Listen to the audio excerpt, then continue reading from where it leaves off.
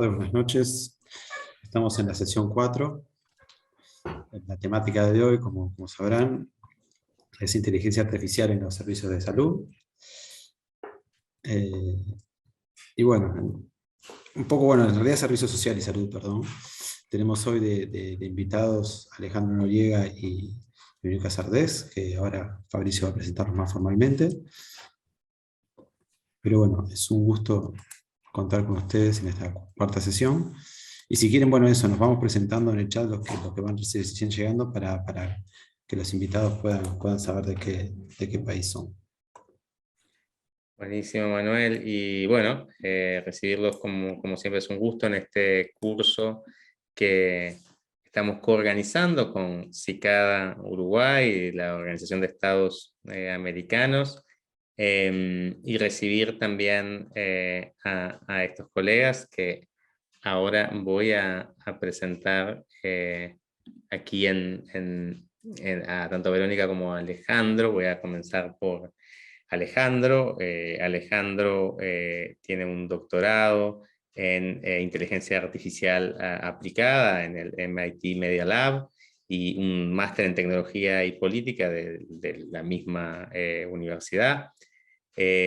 Alejandro trabaja mucho en la conexión entre los desarrollos de inteligencia artificial y su aplicación para el bien público.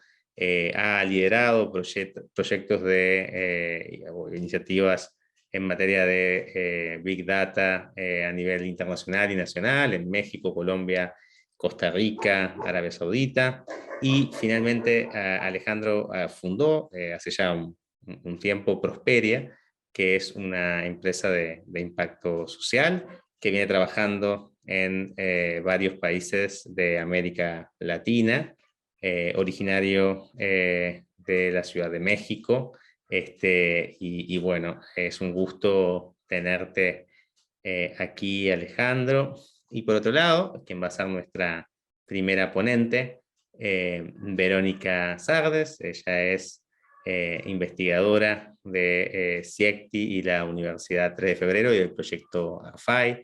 Verónica es antropóloga de la Universidad de Buenos Aires, la UBA, y a su vez tiene una maestría en ciencia política y sociología de Flaxo, Argentina, y un doctorado en ciencias sociales de la UBA.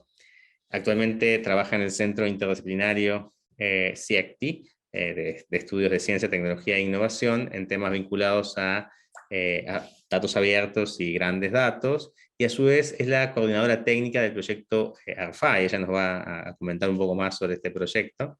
También es profesora de posgrados de la Universidad 3 de Febrero. Supongo que en el tiempo libre que tiene esta colega también es activista por el movimiento de apertura de software o free software y el movimiento del conocimiento abierto en la Asociación Civil Solar, donde también ha trabajado en distintas plataformas colaborativas. La verdad que es un gusto poder compartir este espacio con ustedes. Y bueno, sin mucho más preámbulo, hemos venido viendo este desarrollo de la inteligencia artificial en distintas modalidades, en distintos campos, y este es uno de los campos tal vez más promisorios, que ofrece un montón de oportunidades y también con mayores riesgos, más vinculados a la implementación de distintas políticas estatales.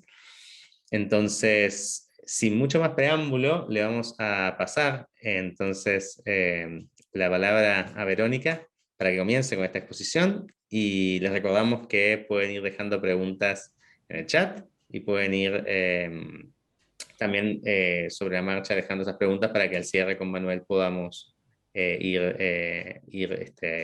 recogiéndolas y bueno, y continuando el diálogo. Verónica, adelante. Verónica, Gracias. te di el rol de Sí. anfitrión para que puedas compartir. Y tengo gente esperando. Déjalos entrar, déjalos entrar. Asumimos buena fe y que no son Zoom bombers y que pueden entrar a este espacio. Ahí está, así que de paso los Habiliten. poderosa. Si nos echamos. Comparto entonces uno de los monitores, a ver si estoy haciendo bien. Vamos a poner que se vea supongo que es esto, pantalla completa. No, me equivoqué. F5, F11. F5 tiene que ser. A veces funciona también función F5, F11. Esperen, porque esto hay que darle un poquito de Demora un amor a poquito. la Sí. internet. Sí, demora un poquito, no hay problema. Espero que no, pero mientras tanto les voy contando, o por lo menos voy comentándoles. Primero agradecerles, ¿sí? A Fabricio, a Javier, a todos los que están involucrados en armar este... Perdón, chicos. Hay un ver que es presentación, control, F5, muy bien.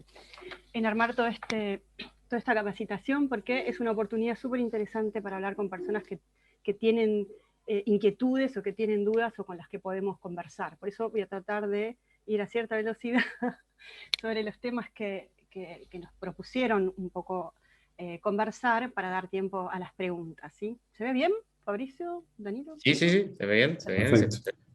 Bueno, a mí me toca la parte de inteligencia artificial en los servicios de salud. No soy, como habrán notado en la presentación, especialista ni en salud ni en inteligencia artificial, pero en el marco del trabajo en el CIECT, en el Centro Interdisciplinario, nosotros nos vimos involucrados con todo lo que tiene que ver con grandes datos y con otras perspectivas que tienen que ver con política pública y datos, y en el marco de eso es que empezamos a colaborar en algunos de los proyectos que después les vamos a comentar. Yo quería hacer una breve introducción, entiendo que igual por lo que pude ver del programa, ustedes ya estuvieron hablando un poco de los contextos, de lo que es y lo que no es. En el caso de la inteligencia artificial en la salud, y que yo hago acá una aclaración, ¿no? Ustedes ya lo habrán visto, ¿no? Pero como que la inteligencia artificial parece como un concepto que es un gran paraguas en donde entra un poco todo, una inteligencia artificial muy clásica, que algunos podrían decir ahora que no es tan inteligencia artificial, todo lo que ahora tiene como más boom, que es lo de machine learning, y a la vez alguna que otra cosa que en realidad es más ciencia de datos que inteligencia artificial, si queremos ser muy explícitos. Yo les voy a dar ejemplos y algunas cosas que nosotros hacemos en el proyecto que está en los dos mundos. Algunas son más propias de la inteligencia artificial y otras podrían ser consideradas de alguna manera como ciencia de datos aplicada a la salud, en parte porque para algunos también la inteligencia artificial es una suerte de estadística aplicada con esteroides por la cantidad de datos y la capacidad de procesamiento con la que contamos. Pero bueno, son discusiones que tienen que ver con el concepto y cómo el concepto se va reconfigurando en el tiempo y en los contextos. En este caso, lo que yo quería comentar es que la inteligencia artificial en salud, como el uso de cualquier otra tecnología y en la práctica, en definitiva, no está en el vacío, es una cuestión donde la tecnología no es neutral, ¿sí? Y en ese sentido para nosotros es importante, cuando digo nosotros, digo también el proyecto ARFAI, es importante salirse de ese lugar del solucionismo tecnológico respecto de las tecnologías y encontrar en cambio un contexto en el que hay todo un marco que también es discutible de transformación digital y salud y ciertas políticas de salud digital que además se fueron como profundizando en el marco de la pandemia y que hicieron que la cantidad de datos procesables y el valor que se les puede dar a los datos de salud aumente, ¿sí? Esto es un poco el contexto. La inteligencia artificial en salud tiene factores que hicieron que esto sea cada vez más posible y, como les decía, el sector de servicios de salud, como decía Fabricio también, es uno de los que más tienen potencial, no solo por el tipo de datos que maneja, por la cantidad de datos que tiene, sino también por el impacto que puede generar, ¿sí? Entonces es un lugar bastante particular para, y bueno, y ni hablar, que lo vamos a ver también, por el tipo de datos, ¿sí? El tipo de datos hace que el impacto positivo y negativo, más negativo que positivo en este caso, también se ponga en la balanza a la hora de utilizar algún tipo de herramienta de inteligencia artificial. Algunas potencialidades que tiene la inteligencia artificial en la salud, yo en esta presentación entiendo que ustedes la tienen y traté de linkear algunos ejemplos como para que puedan verlos. No hay nada que no hayamos visto, por lo menos en algún artículo, pero haciendo esta recapitulación yo me encontré con varias cosas interesantes que les quería comentar muy rápido para dar lugar especialmente al proyecto. Primero que nada decir que para que la inteligencia artificial sea aplicada a la salud tiene que existir todo esto: datos, capacidad de procesamiento, un problema a resolver, ¿sí? Un problema de la vida real, un marco que oriente todo el trabajo de equipos que no son equipos de informáticos, ni equipos de estadísticos, ni equipos solamente de, o sea, ningún proyecto de ciencia de datos y menos de inteligencia artificial prescinde de los especialistas del dominio. Entonces, en este caso, como en todos los proyectos de datos, en realidad también necesita el trabajo interdisciplinario. Entonces, algunos de los ejemplos que están buenos y que también los pusimos en la documentación para ir identificando fuentes de esta información. Uno es el reconocimiento de imágenes médicas.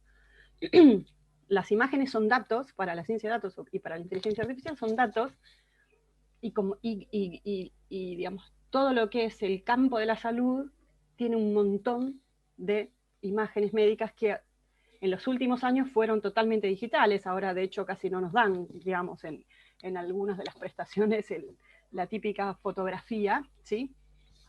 Y esas imágenes médicas pueden ser procesadas con algún algoritmo de inteligencia artificial, y ahora vamos a ver algún ejemplo, qué sé yo, algoritmos convolucionales que identifican, por ejemplo, la cantidad de placas desmielinizantes para problemas cerebrales. Entonces, lo que puede llegar a ser en términos de potencialidades, ¿no?, de la inteligencia artificial aplicada a la salud, puede lograr que un algoritmo haga más rápido y mejor algunas cosas que para un profesional de la medicina es más lento, es más engorroso, como por ejemplo contabilizar milímetros cuadrados de lesiones cerebrales. ¿Sí? Eso se hace, hay muchos casos que están a la vista y algunos casos muy particulares que saltaron al conocimiento de, digamos, de lo que es América Latina, como es el caso de la empresa Entelay, que después si quieren lo podemos mencionar, pero básicamente lo que permiten esos casos es ver cosas que no se pueden ver, verlo mejor y cuantificar y resolver algunas cuestiones bien, digamos, para la que no se necesita el dominio médico, sino que es más automatizable, ¿sí? Después está todo lo que son las clasificaciones en el triage o la derivación respecto de los diagnósticos o la mejora de los diagnósticos. También todo lo que tiene que ver, esto es un caso bien interesante, que yo también les puse ahí algún link, con congregar información que está dispersa de enfermedades distintas y poder hacer un compendio de información académica para tomar decisiones en el marco de la atención médica a una velocidad que humanamente no es posible, ¿sí? Todas estas cosas son todas positivas, ¿no? Las que se estoy nombrando. Lo negativo lo vamos a ver un poco después, o los desafíos lo vamos a ver un poco después. Otras cuestiones, algunas de las que estamos viendo en el proyecto ARFAI, de hecho. Todo lo que tiene que ver con detección temprana de enfermedades, con ciertas vigilancias sindrómicas que usan, por ejemplo, procesamiento de lenguaje natural para identificar en los escritos médicos de las historias clínicas electrónicas algunos síndromes y síntomas que por ahí no están registrados en los campos estructurados y que también podrían dar algún tipo de información, ¿sí? Predecir y automatizar cuestiones relacionadas con cosas operativas de la gestión de la salud, como cuándo se van a necesitar más médicos o más especialistas en alguna cosa, en alguna región de un país. Todo eso con información del pasado se modela para pensarlo hacia el futuro. Esto es una de las cosas, por ejemplo, que el CIECTI estuvo participando en un relevamiento de problemáticas del dominio a ser resueltas con alguna tecnología vinculada a ciencia de datos e inteligencia artificial, y esto salió mucho. Es una problemática que no parece de alto nivel, pero que podría resolver muchísimos problemas que terminan siendo caros, digamos, a los efectos de la prestación del servicio de salud. Después lo que son gemelos digitales, ¿sí? Que también se usa mucho en la industria, pero en la salud se ve mucho en cómo reaccionaría un órgano si, ¿sí? Son esos modelos más, ¿qué pasaría si? Que funciona muy bien exactamente porque no se puede, digamos, la práctica médica evita la invasión dentro, digamos, de lo que son las pruebas, digamos, se trata de evitar todo lo posible. Y después hay toda una línea de farmacovigilancia que está bien, que claramente, vamos a decirlo de manera directa, todo lo que tiene que ver con imágenes y con fármacos tiene más desarrollo, especialmente porque hay muchos intereses y hay grandes empresas atrás de esto, las que desarrollan la tecnología médica para la captura de esa información, ¿sí? Que son grandes empresas que hacen el hardware y también software de de esas grandes máquinas, y después todo lo que es farmacovigilancia, porque la industria farmacéutica también está detrás de eso, y en ese marco hay toda una línea de trabajo de inteligencia artificial, especialmente Machine Learning, respecto de cómo reaccionan las moléculas y cómo eso podría generar nuevas drogas. Verónica, perdón, sí. un segundito. ¿Te puedo pedir que me pases de nuevo el host? Error mío de haberte pasado sin querer, pensé que podía. Ay, Viste con el sí, claro. puntito, vas a donde estoy yo, tocas en los 3 puntitos y Pero no ahí estoy tocando a vos. Y te puse el mail. aparece. Perfecto. Hay Perfecto, gente muchas esperando gracias, perdón. y yo no la miraba. Sí, perdón, no, error mío, ya está, No la seguí veía. nomás. Bien, estos son, como decíamos, las potencialidades. Este es un pequeño gráfico como para contar un poco lo que les contaba recién de Entelai.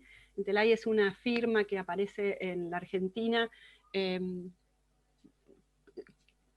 surge, digamos, es una suerte startup que surge a partir de un problema en un ámbito médico, ¿sí? Con un médico especialista en cuestiones cerebrales y que busca el conocimiento técnico de las universidades, se unen y empiezan a trabajar en algo que puede no parecer novedoso a nivel global, pero que en la Argentina fue bien interesante, y es hacer esto que les comentaba, hacer análisis de imágenes cerebrales para identificar esclerosis múltiple a partir de la cuantificación de, bueno, de algunas cosas que aparecen en las resonancias magnéticas, y también a integrar, que es lo que quería mostrar yo en este gráfico, a integrar una propuesta de inteligencia artificial con estos algoritmos, no sé si llega a ver el mouse, estos algoritmos convolucionales que hacen esto, ¿no? Identifican un punto en una imagen, esa imagen se transforma, empiezan como a achicar, y empieza a aprender hacia atrás, ¿sí? A partir de un grupo de imágenes previas que fueron catalogadas por especialistas. Entonces,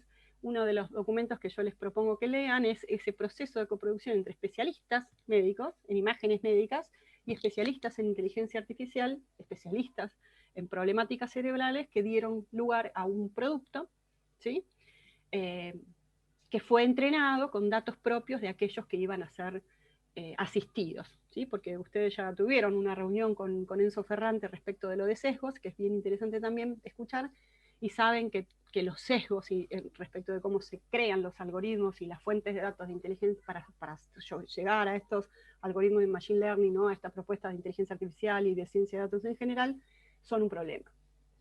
Entonces, si lo ven ahí, lo que yo quería demostrar con esta imagen es cómo se integra dentro de un proceso, por ejemplo, de una prestación de un servicio de imagen médica, un momento en el que la inteligencia artificial ofrece un complemento al diagnóstico médico, ¿sí? En este caso, lo que hace es tomar la imagen de los servidores de imágenes médicas, y esos packs que se llaman, y procesarla adentro del propio servidor de la institución y emitir un informe que el especialista en imágenes revisa antes de hacer su devolución. Y esto es muy importante porque una de las problemáticas de la inteligencia artificial en la salud es que la resistencia, que puede llegar a haber cierta resistencia de los profesionales respecto de si van a ser o no reemplazados, que es algo que está un poco saldado, porque en general, por lo menos hasta donde nosotros pudimos apreciar, el ámbito médico, digamos, es un ámbito que es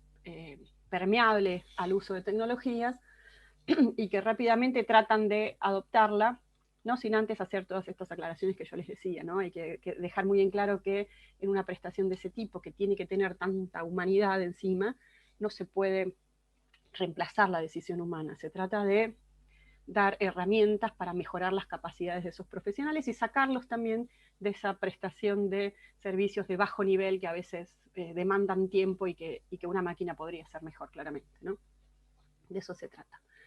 ¿Y cuál es el impacto? Un poco ya lo fuimos diciendo. Primero, achicar el error de los diagnósticos, hacer detecciones tempranas, como hacemos nosotros en el proyecto RFI, planificar mejor todo esto que tiene que ver con la operativa, evitar el trabajo repetitivo, todas estas cosas que yo fui mencionando a lo largo de estos ejemplos. ¿Sí? En definitiva, también mejorar esa atención del servicio de salud en tiempo, en precisión, y también achicar los costos a la larga. ¿Sí? Esta es como la visión del impacto positivo de la inteligencia artificial. Siempre somos muy cuidadosos de entender, digamos, de que no se trata solamente de, o sea, no solamente pasa eso y no pasa automáticamente. hay que pensarlo en el marco de políticas públicas donde tenga sentido generar determinadas herramientas que resuelvan problemas y que impacten en definitiva en los procesos reales, ¿no? Y es un poco el desafío también del proyecto en el que estábamos trabajando. Y estos son los otros de los desafíos de su implementación, como la parte más negativa, ¿no? Lo ponemos en términos de desafío porque hay que trabajarlos, porque es algo que se puede hacer mejor y que nos pone en un lugar bien interesante para seguir trabajando, ¿no? Uno es el del uso responsable de los datos de salud. Los datos de salud son datos personales, son datos sensibles, son datos que están bajo la consigna de la confidencialidad, de la privacidad, y que en todos los países tienen su propia normativa de cuidado, ¿sí? Hay cosas generales, por supuesto, pero todos los países tienen normativa para su cuidado de esos datos. Entonces, en el marco de la prestación de los servicios de salud hay un marco de confidencialidad y hay profesionales que trabajan de diferente manera, pero en el marco de la investigación con datos de salud, que es un poco lo que hace ARFAI, necesita también hacer una serie de pasos y de protocolos para poder usar algún tipo de datos sobre eso, y siempre está aprendiendo eso porque no siempre está tan claro cómo se puede acceder a datos secundarios de identificados y anonimizados en la mayor cantidad posible para poder usarlos para la investigación. Eso es una de las cosas que ahora vamos a comentar.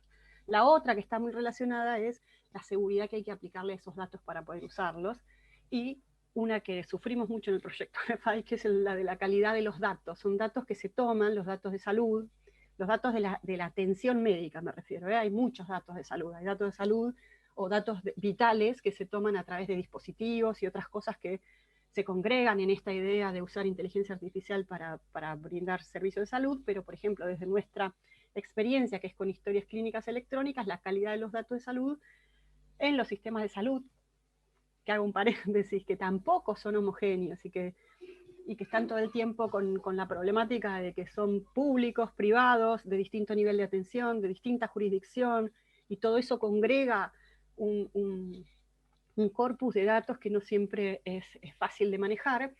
Esta calidad de los datos es uno de los desafíos de cualquier trabajo que se haga con datos de salud tomados durante la atención médica, ¿sí? Especialmente lo que tiene que ver con los campos libres y cómo sacar información de ahí, ¿no? Hay como un uso bastante sui generis, y además se entiende, más en el marco de pandemia, porque nosotros comenzamos a trabajar con ARFAI en el 2020, que lo que capture el profesional durante digamos, la entrevista con el paciente, sea lo que pueda en ese contexto, ¿sí? Entonces hay datos de muy mala calidad realmente.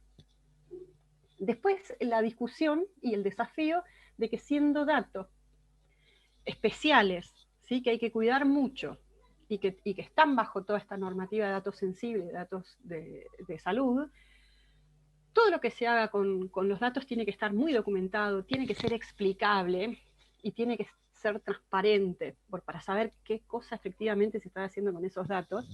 Y en ese sentido el proyecto ARFAI tiene también sus limitaciones porque preferimos de alguna manera, ahora les cuento más, estoy yendo de adelante a atrás, pero preferimos de alguna manera bajar la cantidad de innovación, o sea, tratar de no ir tanto por redes neuronales o cosas que pueden tener menos explicabilidad para ir por más transparencia, ¿sí? Porque ahí se pone en juego qué cosas pasan dentro del algoritmo con esos datos que son sensibles y que hay que cuidar.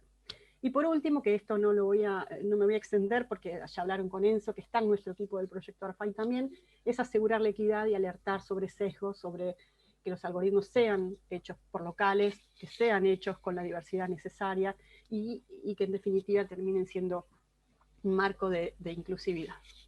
Otros desafíos que pensé que yo no los había puesto, pero los vamos a decir igual, un poco ya los dijimos.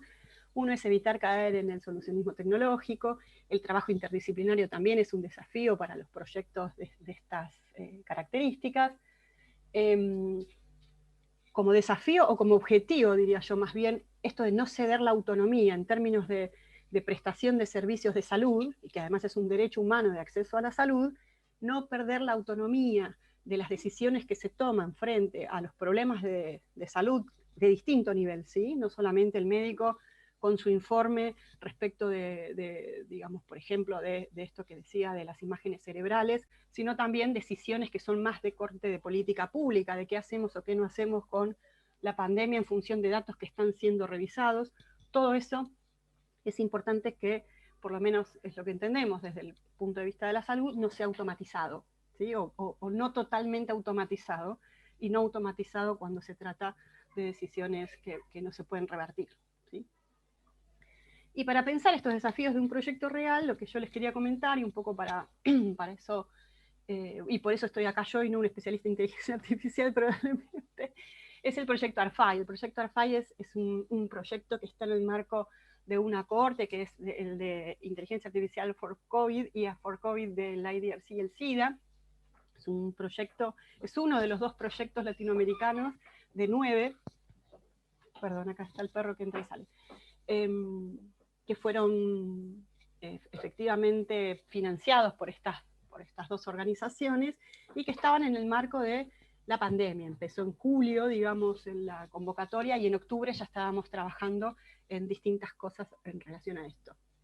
Se creó un consorcio, aquí están las partes. El consorcio es interesante que lo conforman secretarías y direcciones del Ministerio de Salud y del Ministerio de Ciencia y Tecnología, lo cual hace que sea un proyecto probablemente distinto a los otros de la cohorte, porque es como que nuestros clientes, usuarios de la gestión, para lo que se espera que uno esté desarrollando algunas de las herramientas, está dentro de la organización del proyecto, ¿no? Con todo lo bueno que tiene eso por la accesibilidad y cierta rapidez para la solución, y lo malo porque uno no tiene la totalmente libertad para eso, sino que está vinculándose permanentemente con el mundo de lo político, ¿no? Y los cambios de gestión y todo lo que implica que no sea solamente un proyecto de investigación, ¿sí? Que los investigadores a veces nos damos el lujo de decir, no, bueno, pero esto es un proyecto de investigación. Y en cambio acá estamos efectivamente impactados por la gestión, y eso es bueno y malo a la vez. Más bueno que malo, diría yo, pero es un desafío para comentar también. Esto a grandes rasgos es la estructura en la que estamos trabajando ahora. Van a ver que estamos trabajando, ya les comentaba, desde octubre del 2020 tuvimos un semestre duro porque en enero especialmente en el Cono Sur, como muchos de los que están presentes aquí saben, es muy difícil gestionar algunas cosas especialmente con universidades, que son nuestros vínculos más fuertes con los investigadores que están incluidos. Así que tardamos unos cuantos meses en acceder a los datos para trabajar y convocar a los equipos para conformar líneas de trabajo.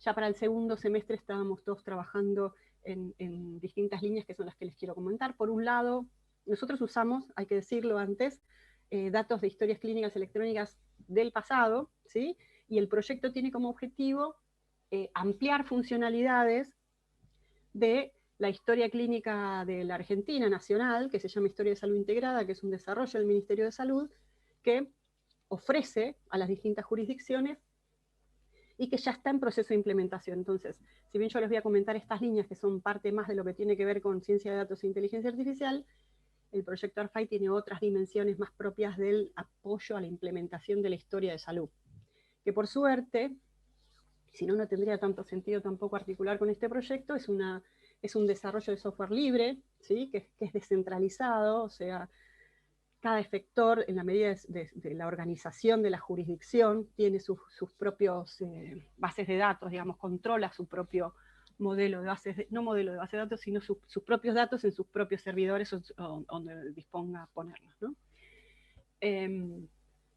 Pero bueno, a partir de otras historias clínicas, no las que se están generando ahora con el Ministerio de Salud y su implementación, nosotros empezamos a pilotear 3 líneas. Uno que es una línea de modelos predictivos, que trabajamos con una de las universidades aquí de la Universidad Nacional de Entre Ríos, y después ahora estamos trabajando con la Universidad Nacional de Quilmes. Todos estos son de la Argentina, que trabajaron con los datos de las historias clínicas de la provincia de La Rioja para poder avanzar en modelar. Primero modelamos con un modelo basado en agentes, y ahora estamos modelando con series de tiempo para ver un poco la potencialidad de los datos de las historias clínicas para predecir a corto plazo algunas variables, vamos a decirlo así.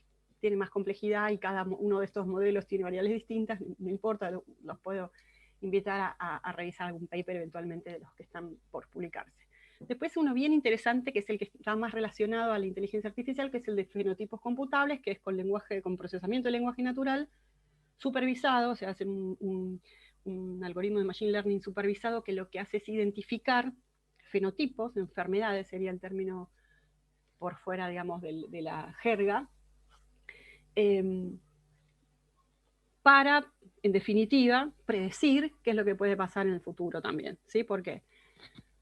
Porque podríamos más rápidamente que la información que circula por otros circuitos más formales y que hacen a la epidemiología usual, hacer algún tipo de vigilancia epidemiológica más basada en síndromes y síntomas, a partir de lo que escriben los médicos en la parte libre de las historias clínicas. Es súper divertida esa parte del proyecto, difícil de implementar, pero creo que es una de las más innovadoras en ese sentido.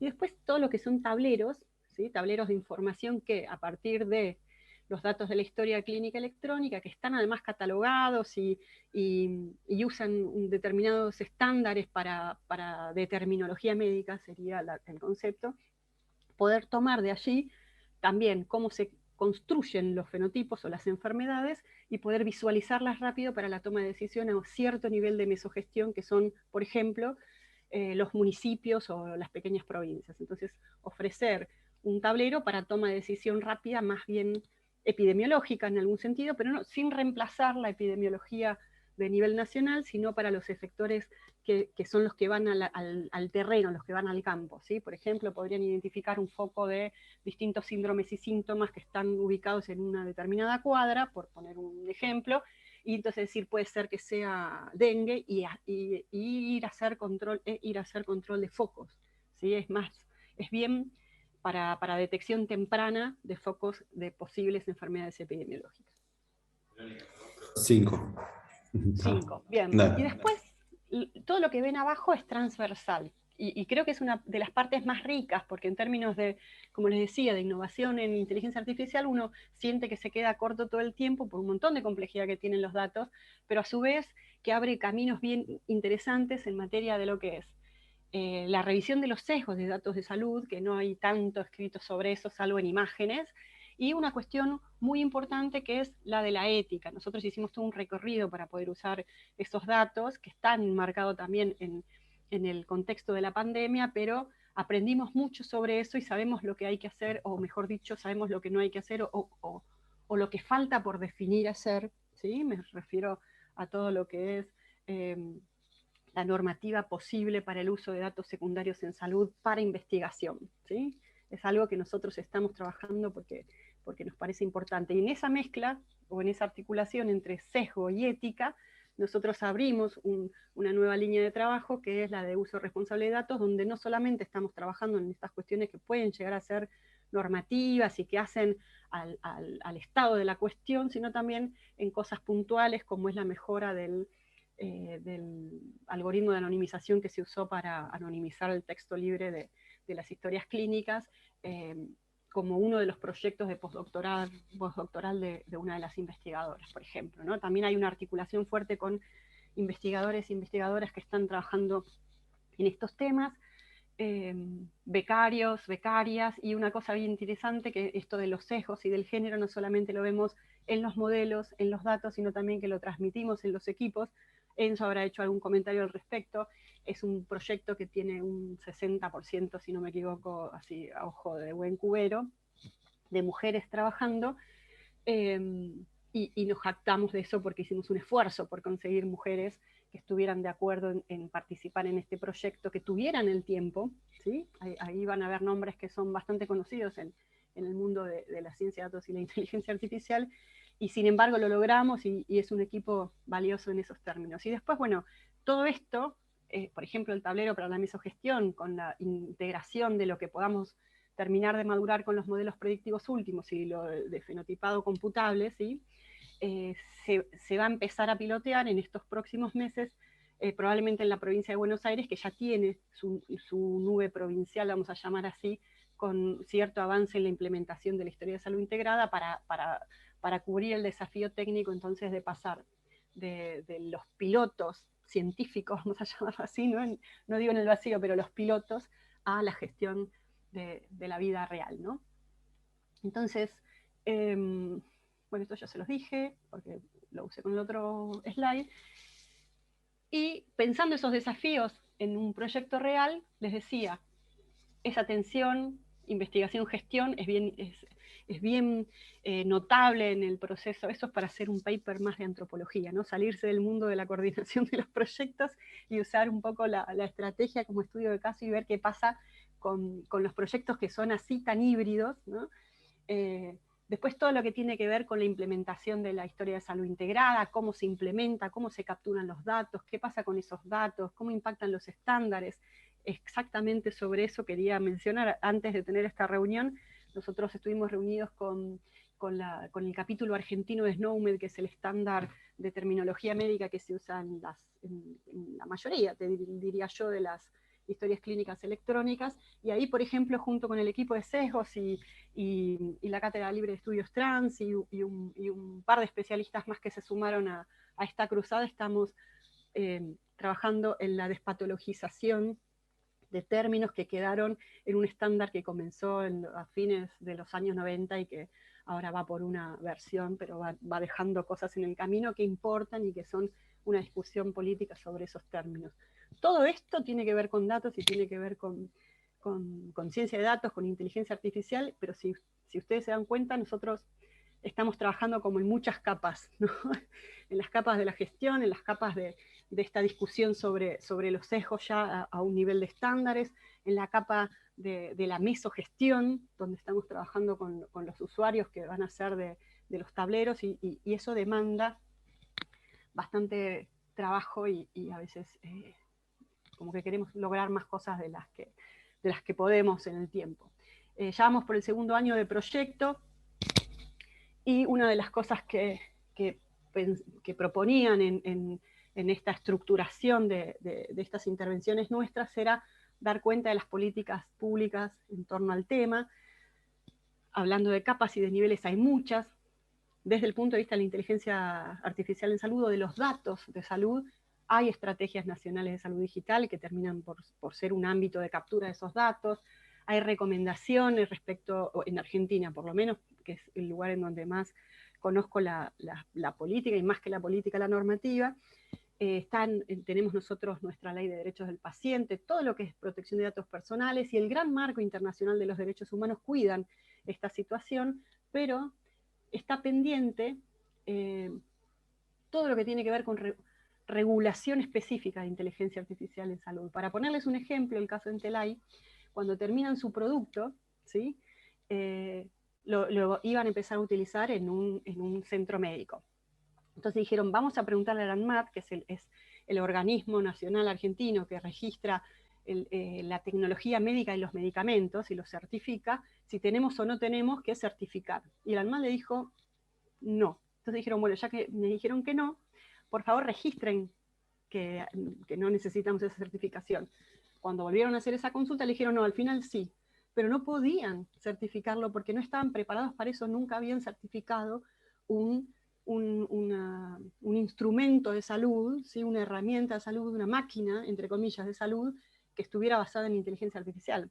Entonces, la firma, junto con el organismo, construyeron esas resoluciones para que abrir un camino en el que se puedan registrar y certificar también prestaciones de servicio de inteligencia artificial. Ese caso yo creo que es revelador de la situación en la que se encuentra, ¿no? Donde ya sabemos siempre que las regulaciones son más lentas que ciertas innovaciones tecnológicas, pero también que hay políticas públicas que están avanzando sobre la inteligencia artificial, y hay algunas cuestiones relacionadas con el uso de inteligencia artificial en salud que por ejemplo la OPS y creo que salieron unas recomendaciones hace poquito de la ONU que apoyan, son como sí, consideraciones a tener en cuenta para cuando se trabaje con estas cosas, ¿sí? Pero bueno, hay que construir marcos éticos especialmente consensuados en torno tanto a lo público como a lo privado, y que pongan el foco en los verdaderos debates que tienen que ver con hasta dónde puede trabajar sola y hasta dónde no,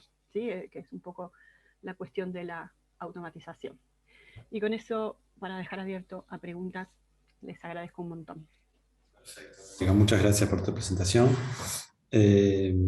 Vamos juntando las preguntas y las hacemos todas al final, mejor, ¿te parece? Así podemos conversar con ambos. Así que continúen, que las dudas que tengan las vamos poniendo en el chat y las vamos anotando. Alejandro, bueno, te damos la palabra a ti entonces. Perfecto, muchas gracias, Manuel. Y bueno, pues felicidades, Verónica, por ese trabajo. Está súper, súper interesante. Yo por ahí también me salieron algunas preguntas. Si quieren, vamos directo a la presentación. Voy a compartir pantalla.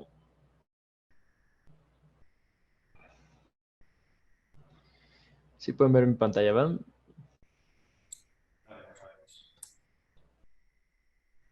¿Sí? Sí, sí. ¿La ven? Ok, perfecto. Sí, sí, sabemos cómo es. Muy bien, déjenme ver el tiempo. Ok, perfecto. Bueno, pues inteligencia artificial para la protección social y la salud, oportunidades y riesgos. Creo que va a ser una presentación bastante complementaria a la de Verónica. Los temas de los que les quiero platicar el día de hoy es, bueno, primero así como muy alto nivel, inteligencia artificial para los temas de protección y salud, y van a ver que voy a empezar como de lo general a lo particular, y luego clavarnos en dos casos de uso muy específicos, como para ver, así como Verónica nos habló de ese caso en específico, que creo que aporta mucho ver un caso más completo, más a detalle, pues yo les voy a tratar de hablar de dos, uno en salud y otro en protección social, en donde en el de protección social voy a hacer mucho más hincapié, también dado que justamente ya tuvimos una plática antes sobre el tema de salud. Entonces, vamos para allá. Inteligencia artificial en protección social y salud.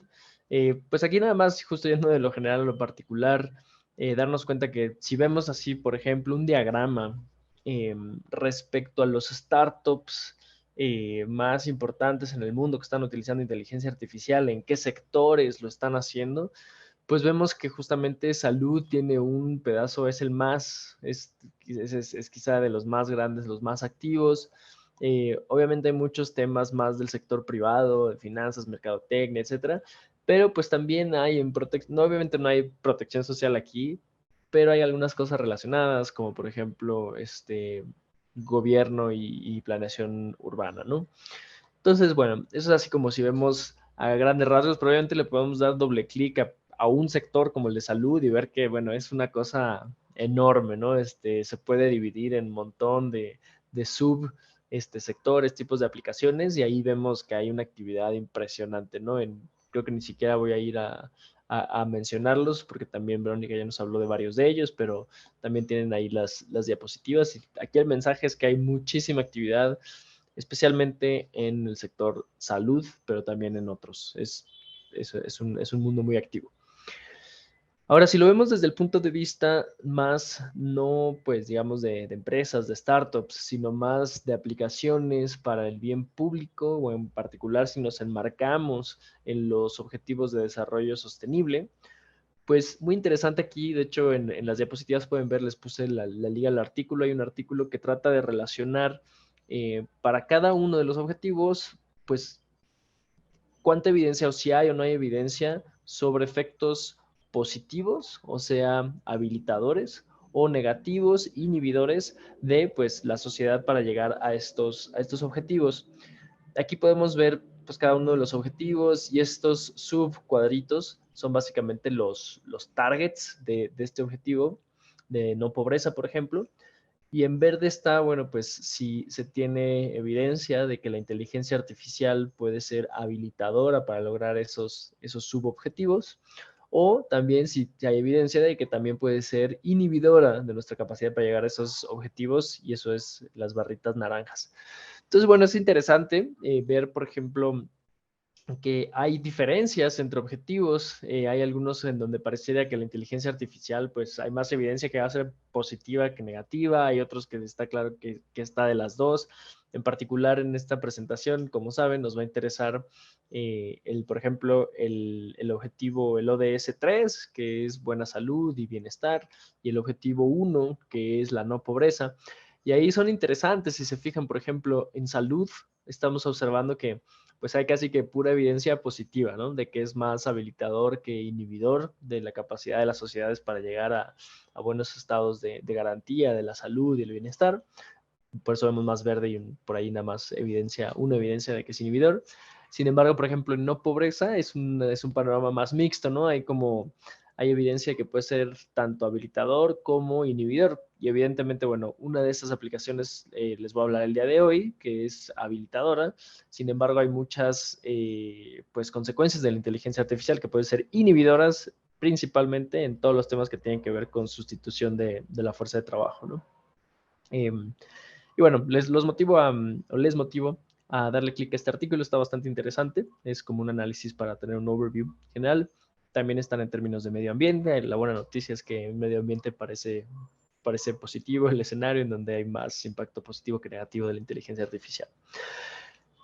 Bueno, en particular hoy les quiero platicar sobre 2 casos de uso. El primero es sobre salud, que es enfermedades crónicas y prevención de pérdida de la vista. Voy a ser bastante veloz en dado que justamente Verónica ya nos habló de un caso de uso súper interesante más a profundidad, y después voy a hablar del segundo caso, que es en protección social.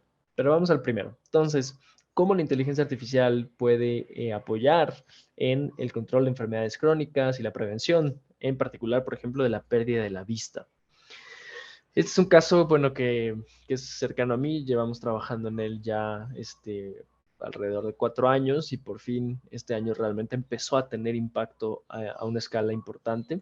El problema es, pues hay 260 millones de personas en el mundo afectadas por problemas de la vista, problemas graves que son, por ejemplo, causados por enfermedades como el glaucoma, degeneración macular, retinopatía diabética, cataratas. Y bueno, pues básicamente 1 billón de personas están en riesgo porque los factores demográficos que provocan estas enfermedades de la vista, pues básicamente son la edad y la presencia de enfermedades crónicas, justamente como la diabetes y la hipertensión, y ambos van increciendo, lamentablemente, por lo cual se espera que el problema de la vista sea más y más grande en el futuro. Estas son 4 de las 4 principales causas de pérdida de la vista irreversibles. Digo, por si les suenan algunas: degeneración macular relacionada a la edad, retinopatía diabética, retinopatía hipertensiva, glaucoma, miopía patológica. Aquí es importante la palabra irreversible, porque, por ejemplo, la catarata es un problema que dejas de ver, pero con una operación te quitan la catarata y vuelves a ver. Por eso son tan mágicas esas operaciones de catarata. Sin embargo, lamentablemente todas estas enfermedades son no reversibles. Una vez que tú ya tienes pérdida de la vista, es muy, muy difícil volverla a ganar, y por lo tanto, el caso de uso de intervenir a tiempo, la prevención. Y bueno, esa es la buena noticia dentro de esto, es que 80% de los casos de ceguera son prevenibles con un diagnóstico y tratamiento oportuno. Sin embargo, hoy en día las tasas de diagnóstico y tratamiento son súper limitadas en países, por ejemplo, como México, pero es muy parecido en América Latina. Pues hay únicamente 4,000 oftalmólogos para atender una población de 130 millones de personas. Y sin embargo, por ejemplo, todas las personas que sufren o que viven con diabetes o hipertensión, por todas las guías de práctica clínica, deberían de ir a hacerse un examen de la vista al menos una vez cada año para ver que no estén desarrollando esta complicación visual, que es de hecho pues la causa de discapacidad en México. Es la causa de discapacidad número 1 en el país, es la pérdida de vista por diabetes e hipertensión. Y bueno, la cosa es que no se hace, entonces las personas van al oftalmólogo hasta que ya tienen una pérdida importante de visión, y para ese entonces es muy tarde. Entonces básicamente la detección se hace vía pérdida de la vista. Y ahí la realidad es que sí es un problema en donde la inteligencia artificial puede aportar una solución integral que optimiza la detección y tratamiento oportuno. Pues básicamente si se conecta correctamente con procesos del sistema de salud, pues evitando la ceguera. ¿Cómo funciona este proceso? Por ejemplo, se capturan imágenes de los ojos de las personas con una cámara portátil, y esto es importante porque las puedes poner en lugares no tradicionales. Ahorita voy a mencionar algunos, como pues no son clínicas, hospitales especializados, sino puedes salir y encontrar a la gente en donde sí está en su vida cotidiana. Le tomas imágenes de la retina, es no invasivo, un algoritmo de inteligencia artificial, o de hecho varios algoritmos de inteligencia artificial analizan las imágenes y automatizan este tamizaje, este análisis que los oftalmólogos hacen, que básicamente te dice si tienes lesiones que ya indican un avance importante en la enfermedad o no, tienes una retina sana en ese sentido y te puedes volver a hacer el examen en 12 meses. Ahora, si sí las tienes, lo que es muy importante, y ahí ya no tiene nada que ver con inteligencia artificial, la realidad es que la inteligencia artificial es un pedazo del sistema, pero lo que hace que realmente tengas impacto es el sistema completo. Bueno, pues si encuentras a la persona que tiene este problema, es súper importante pues hacerle un muy buen reporte de sus resultados y conectarlo con una atención oportuna por especialistas, y un poco ahí ahondando en este tema que ya mencionaba Verónica, que es que no se sustituye al especialista para nada, simplemente se le complementa para la detección, pero es de hecho fundamental la conexión con el especialista para que haga un tratamiento oportuno y efectivamente detenga pues este proceso hacia la pérdida de la vista. Y bueno, lo que hace esto es incrementar el acceso, al mover la detección, sacarla de las clínicas, sacarla de los hospitales y ponerla en lugares no tradicionales, como farmacias, ópticas, sitios de trabajo, clínicas de medicina familiar, clínicas de personas con enfermedades crónicas, en donde no existe ese tipo de capacidad de hacer el tamizaje de ojos actualmente, y poner ahí la solución, incrementar la velocidad de detección, siendo muy conveniente. En 10 minutos te hacen el examen para 4 de las 4 principales causas de la pérdida de la vista de irreversible. Y lo que es fundamental es realmente poder conectar a esos pacientes con un tratamiento oportuno, evitando la pérdida de la vista. Si no, pues realmente no sirve de nada, ¿no? Para ponerles algunos, pues un poquito más de color y menos abstracto, este tipo de sistemas lo hemos estado implementando en la Ciudad de México y área metropolitana en el último año y medio, en lugares diversos, inclusive pues en zonas rurales. Así se ve la solución, es una solución portátil desde población en situación de vulnerabilidad socioeconómica hasta también en centros comerciales. Y bueno, por ejemplo, en cuanto a impacto, y está empezando, pero se han hecho este año 300 campañas de tamizaje en farmacias, ópticas, clínicas geriátricas, de medicina familiar, de diabetes, sitios de trabajo, etcétera. Y a través de estas campañas, bueno, pues se han detectado, se han tamizado más de 5,000 personas, se han detectado, creo que no escribí aquí el número, pero tenemos un porcentaje de detección de daño en la retina aproximadamente del 20%, que es muy alto, y la mitad de esas personas que estamos detectando referimos a un oftalmólogo, y efectivamente la mitad de esas llegan. Cosa que quiere decir que de 100 tamizajes que hacemos, 20 tienen un problema. A esos 20 les damos toda una consejería y lo conectamos con atención oftalmológica, cuya primera cita consulta es gratis. La mitad de ellos, de esos 20, llegan efectivamente al oftalmólogo y comienzan un tratamiento, lo cual pues estimamos que aproximadamente 500 personas les hemos estado evitando caer en una pérdida más grave de su visión. Y pues, bueno, efectivamente, pues esto es un ejemplo simplemente práctico, real, que ya está teniendo impacto de cómo se pueden armar sistemas, pero yo insisto, la inteligencia artificial es un componente que es clave, pero es completamente insuficiente. Realmente hay que como que tejer todo ese sistema, conectarlo con los sistemas de salud actuales para tener el impacto y los resultados deseados. Bueno, hasta ahí me quedo con el caso 1 de enfermedades crónicas y me paso al caso 2. El caso 2 es muy diferente. Esténse listos para un cambio de, un cambio de contexto. El caso 2 es sobre inclusión en sistemas de protección social y respuesta a desastres. Déjenme ver cómo voy en tiempo. Ok, vamos bien. Me parece que sí, llevo apenas 12 minutos, me parece. Bueno, caso 2. Vamos para allá. Un poquito de contexto. Cuando hablamos de inclusión a sistemas de protección social, realmente estamos hablando de algo bien, bien amplio.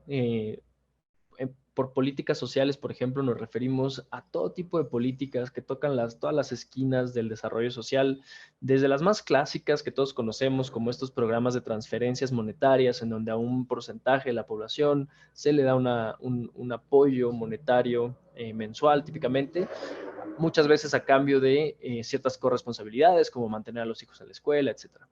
Pero también estamos hablando de servicios de salud subsidiados, como por ejemplo en Colombia, todo el SISBEN, que se le llama, que es todo el sistema de salud subsidiado, que solo se le subsidia a un porcentaje de la población. Las pensiones a trabajadores informales que no cotizaron, entonces no tienen un ingreso de qué vivir en su edad adulta. Y bueno, todo tipo de otros programas, ¿no? Viviendas, guarderías, educación, seguridad alimentaria, etcétera. La cuestión es que a todo esto le decimos políticas sociales y quisiéramos tener políticas sociales precisas, eficientes, equitativas y transparentes. Hay muchísimos retos para lograr estas características de las políticas sociales. Sin embargo, también hay algunos de estos retos que sí se pueden solucionar en una medida considerable y para los cuales algunos de ellos la inteligencia artificial tiene algo significativo que aportar. El día de hoy les quiero platicar sobre uno de esos casos de uso en donde sí se aporta valor hacia una solución, pero de nuevo obviamente conectado con un sistema que actúa sobre y que apoya a tomar mejores decisiones. A este proyecto le llamamos Incluya, básicamente inteligencia artificial por la inclusión social, la inclusión en los sistemas de protección social.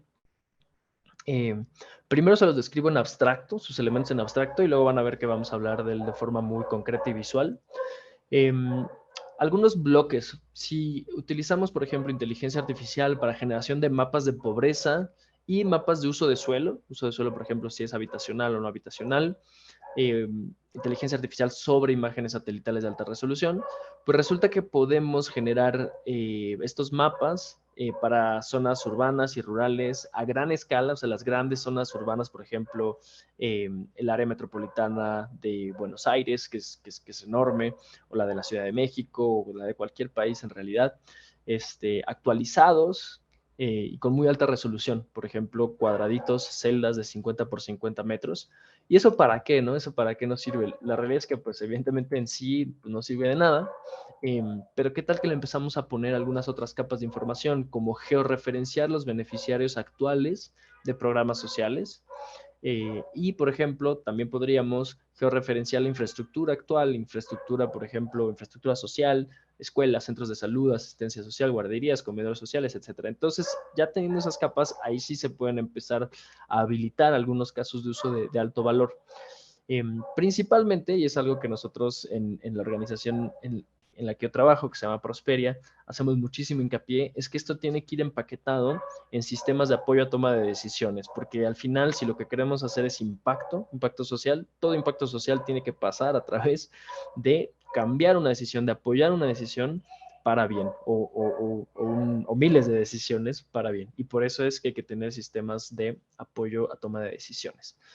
Ahora sí, me voy a casos concretos y visuales. Entonces, les voy a platicar de uno que es en Costa Rica. Déjenme, voy para allá.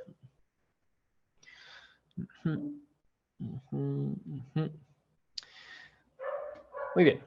Les platico en Costa Rica. Lo que se buscó hacer es, existe una institución que se llama el CINIRUBE. Esa institución es la institución que es el registro social.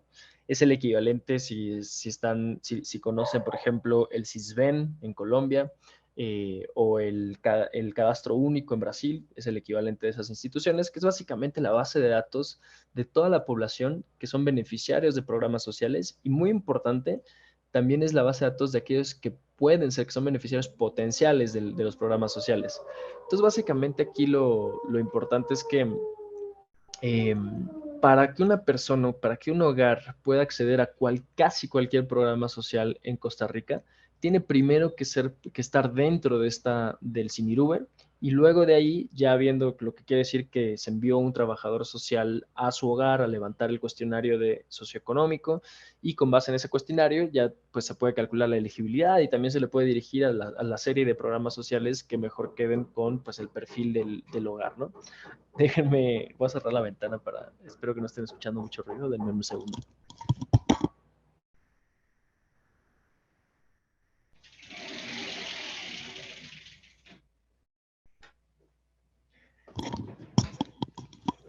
Listo.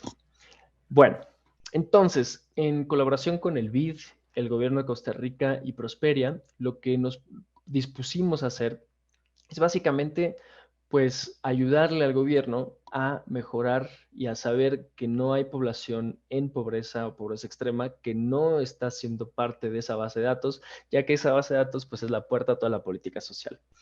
Estamos aquí en Costa Rica, les doy una ubicación. Estamos aquí en Costa Rica, en el área central de Costa Rica.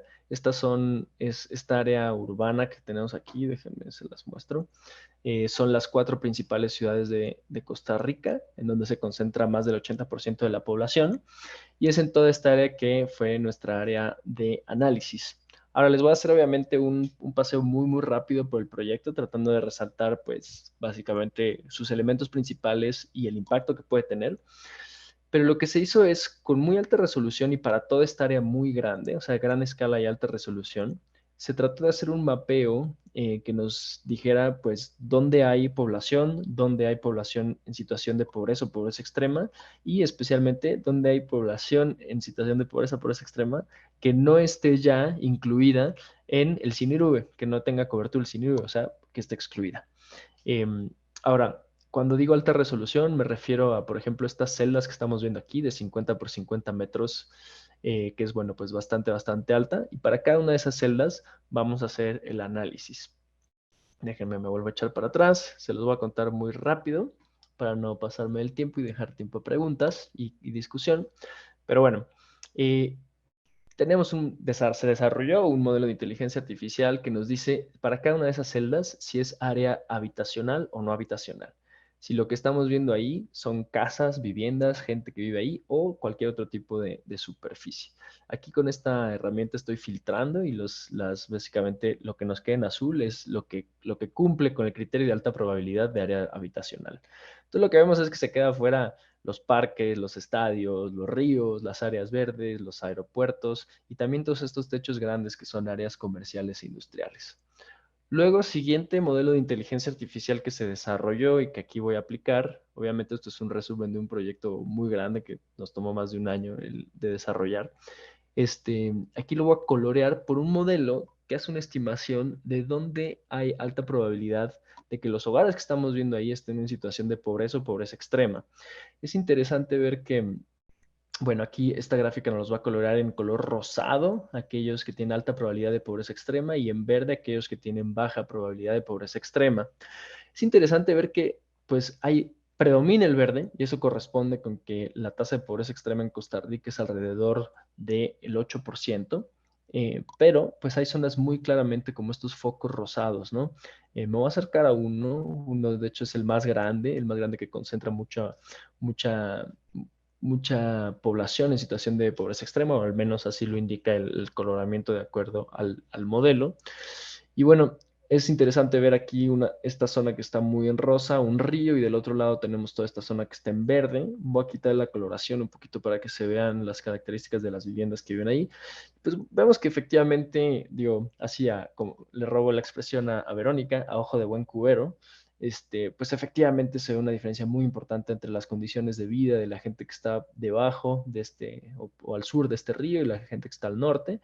De este lado pues tenemos condiciones que básicamente son casas de una extensión mucho mayor, que están construidas con un diseño, que inclusive, bueno, aquí hay una piscina, que están impermeabilizadas, que los materiales son formales, etcétera, versus los que están del otro lado del río, que son casas que tienen alto hacinamiento, que probablemente no tienen servicios, que están construidas con materiales informales, etcétera, ¿no? Y bueno, resulta que esto, pues entonces nos va validando, obviamente les podría mostrar las métricas cuantitativas, etcétera, de la evaluación de estos modelos. Aquí es como una vista cualitativa que les estoy dando. Sin embargo, no es suficiente para llevar a la toma de decisiones. Saber dónde hay población en situación de pobreza extrema no es suficiente. Yo, como les mencioné, nos interesa eso, y además saber que están excluidos hoy en día, que ahí no hay cobertura del CINIRV. Entonces, lo que nos hace esta plataforma es que también ya le montamos encima la georreferenciación de los hogares que sí están incluidos en el CINIRV. Podemos colorear las celdas ahora por la variable de celdas que tienen cobertura del CINIRV y celdas que no, en donde en azul son aquellas que sí tienen cobertura y en rosado las que no. Entonces es muy interesante y muy bonito, de hecho, porque vemos que toda esta zona que está en alta situación de pobreza, pues está muy bien cubierta, porque ya coloreando por esta variable la vemos toda en azul. Eso quiere decir que el gobierno ha hecho un buen trabajo aquí, y de hecho hablando con el viceministro de Desarrollo Social de Costa Rica, nos dice, sí, por supuesto, la conocemos perfecto, se llama la Carpio, hacemos barridos sistemáticos y hemos registrado prácticamente toda la población de esta zona, ¿no? Entonces, perfecto, aquí nos dice esta herramienta, pues bueno, hay mucha población en situación de pobreza, pero están incluidos en los sistemas de protección social. Muy bien. Y así nos podríamos ir a analizar pues toda la ciudad, ¿no? Y encontrar primero dónde hay pobreza, luego ver si hay cobertura o no hay cobertura, identificar los lugares que sí junten todas las características para enviar a personal en campo a hacer estos registros sociales e incluirlos. Sin embargo, pues esa sería una tarea bastante laboriosa, inclusive dada errores. Entonces lo que hemos hecho es pues hacerles ese trabajo a los tomadores de decisiones, identificar las zonas que cumplen con todas estas características y básicamente hacer un clustering y identificar los clústeres que pues básicamente son idóneos para estas visitas en campo de registro social. Déjenme ver para no pasarme. Ok, ya voy a acabar pronto. Aquí lo que estoy haciendo es habilitar ya esta capa de clústeres y pues resulta que casi que no los vemos. ¿Por qué no los vemos? Porque son poquitos. Los voy a también colorear. Déjenme. Ajá. Los voy a colorear por su tasa de pobreza estimada. Denle un segundo a la plataforma. Muy bien. Ok. Y acá básicamente nos lo lista la plataforma y ya es bonito porque pasamos de Big Data a Small Data. Pasamos a tener 41 clústeres que los tomadores de decisiones pueden ir y ver cada uno de ellos. Los pueden explorar, de hecho los pueden ordenar, por ejemplo, por tamaño. Aquí los ordené por tamaño y aquí tienen su probabilidad de pobreza extrema. Y bueno, pues ya se puede ir uno por uno. Ahorita no, obviamente hay muy poquito tiempo. Les voy a enseñar quizá un par. Le voy a dar clic a uno de ellos. La plataforma nos va a llevar a ese, que es uno aquí que está al sur de la ciudad. Es casi que parece un clúster rural, pero no es rural, simplemente está en los bordes al sur de la ciudad. Y efectivamente, pues es un clúster que tiene un grupo importante de hogares en situación de pobreza o pobreza extrema y que por construcción no tiene cobertura, están excluidos de la base de datos del CINIRV y por lo tanto de los programas sociales, lo cual lo hace un candidato pues muy bueno para por ejemplo, la planeación de las visitas en campo del siguiente mes en el distrito X. Creo que les voy a enseñar nada más uno más y con eso termino. Sí, vale. Gracias. Perfecto. Y es uno muy complementario porque, déjenme ver si recuerdo bien de él. Ah, no. Me equivoqué. Déjenme, me voy acá. Ya. Es uno que está en el centro de la ciudad. Es básicamente un asentamiento informal que está entre grandes industrias, grandes comercios, entre barrios de clase media, media alta. Y ahí en medio tenemos este asentamiento. Déjenme, me acerco.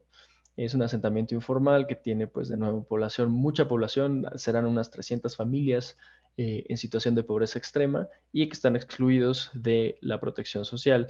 Es interesante porque están muy aislados, pero en medio de la ciudad. Están muy aislados. Ahí si les hiciera un análisis de las vías de conexión a este predio, realmente es solo una vía de conexión que pasa por pura industria y bueno, pues efectivamente es un predio al cual no ha llegado los trabajadores sociales aún. Con eso termino, me regreso a la presentación. Es un caso, les podría enseñar otros. Afortunadamente estamos pues teniendo más de un proyecto en este sentido a partir del éxito en el caso de Costa Rica. La Ciudad de México justamente les podría enseñar otro, que es identificación de pobreza a nivel intramanzana, inclusive, como este caso, que es una manzana, a nivel de manzana. Tienes una manzana de clase media alta y tienes un predio ahí dentro que realmente es de pobreza extrema, este tipo de población está completamente excluida de la política social y por medio de estas tecnologías pues los podemos empezar a identificar y proveer a los tomadores de decisiones con la información pertinente. Y bueno, creo que con eso termino. Gracias por la invitación a Hilda, a Fabricio y equipo. Gracias a ti también. Excelente ambas presentaciones. No, eso, agradecerles muchísimo por todo lo que nos han dado. La verdad que el nivel de presentaciones en este curso viene siendo excelente. Ustedes no han sido la excepción, han sido dos ponencias sumamente interesantes. Y nada, comentarles a las colegas, los colegas que luego podemos seguir vía Moodle la conversación, que además quedan Alejandro y Verónica disponibles para seguir conversando. Ese es un poco también el plan, si ustedes tienen alguna duda, sobre todo rumbo al trabajo final, y también en el medio, obviamente. Y de vuelta, agradecerles muchísimo porque lo han hecho de forma muy clara, muy precisa, con mucha información valiosa. Y como siempre digo, en todo este proceso yo también termino aprendiendo muchísimo de esto. Así que a los dos, muchísimas gracias y nos vemos el miércoles que viene para tratar el tema de políticas públicas e inteligencia artificial, que bueno, sería su presencia o ausencia en la mayoría de los países latinoamericanos, políticas públicas en materia de inteligencia artificial, pero bueno, seguiríamos comentando sobre eso. Así que, si estamos de acuerdo, Manuel, creo que es por aquí.